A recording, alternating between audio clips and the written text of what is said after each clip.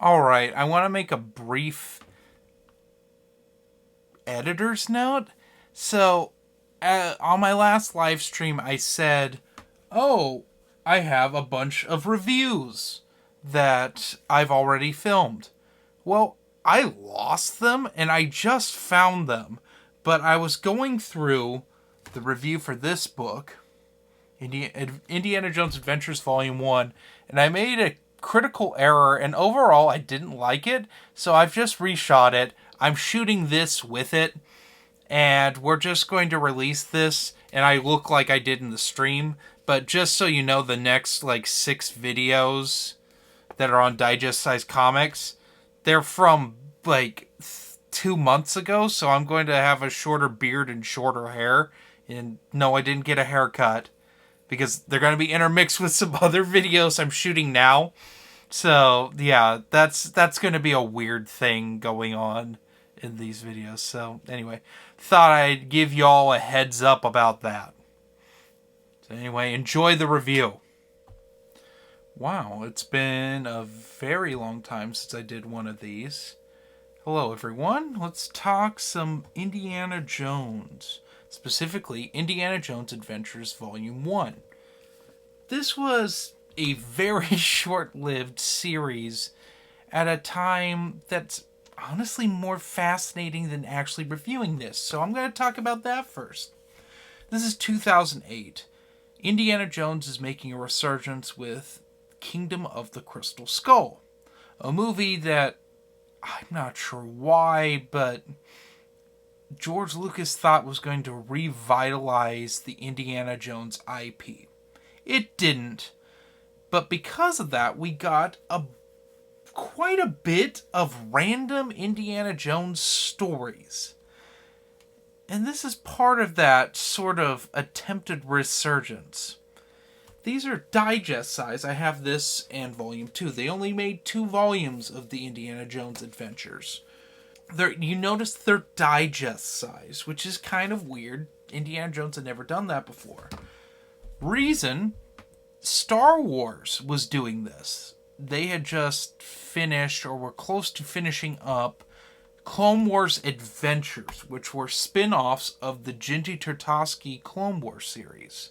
They would go on to do Adventures, which would tie into the original trilogy, and TCW tie-ins that were also digest size. And these are kind of all ages books. So it made sense in thinking of that they would release these Indiana Jones books. So it didn't work out for them. And thus we have 2 of these, and they're fairly difficult to get. So this is written by Philip Gellert with art by Ethan Beavers. So this takes place in 1930, which is earlier than probably all the Dark Horse Indiana Jones comics. They really don't go this far back. That had to do with the novels at the time were taking place in the 20s, and they actually went all the way up to Temple of Doom. So the Dark Horse stuff primarily dealt around the movies. So the 90s Dark Horse stuff, I should say. So when we got to 2008, there were a lot more things that Dark Horse could do.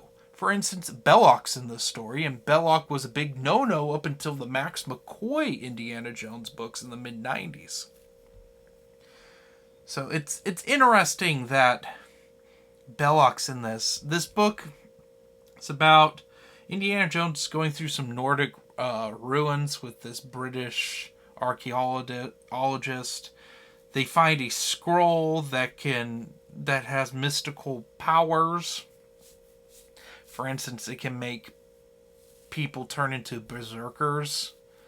It has all these ingredients for like super soldier type things from way back in the day. So Belloc's trying to sell it to the Nazis. And that's pretty much it. There's also a ring that they're trying to get, which is kind of interesting-ish. But overall, this is a real nothing story. Honestly, I'm not even going to show the art. You see the cover? That's the art you get. That was the beauty of these digest-sized comics. the cover art up until you get to the TCW stuff. The TCW stuff, they got a separate cover artist. But like the Genndy Tartakovsky stuff, it's in the Genndy Tartakovsky animation style for this. This is a little toned down from the Genndy Tartakovsky style, but it looks like this. That's what you're getting for interiors. So, anyway, what did I think of it? It was okay. Nothing to write home about, I'll tell you that. There were a lot better Indiana Jones stories, but it's nice to have Belloq in here. It's nice to see some connections. It's an early Belloq appearance. Maybe his first. I'm not sure. He shows up in the first Max McCoy book, but they have met, Indy's met him before, so I guess there was a big no-no about having Indy and Belloq meet for the first time, because as you know, that was supposed to happen in the canceled follow-up season to the Young Indiana Jones Chronicles. There was going to be the first meeting of Indy and Belloq, as well as him first meeting Marion. So, yeah. Interesting. It's interesting. It's like with not knowing what species Yoda is. There's just certain things George Lucas didn't allow. And so to this day, we don't know how Indy and Belloq meet, but by this point, by 1930, they're rivals. So that's interesting. Anyway, what would I give this? About a 3 out of 5. For what? It's entertaining. It's a very quick read, but honestly, I've now read it twice. It's not really worth rereading, and it's very forgettable. So, anyway, have a good one.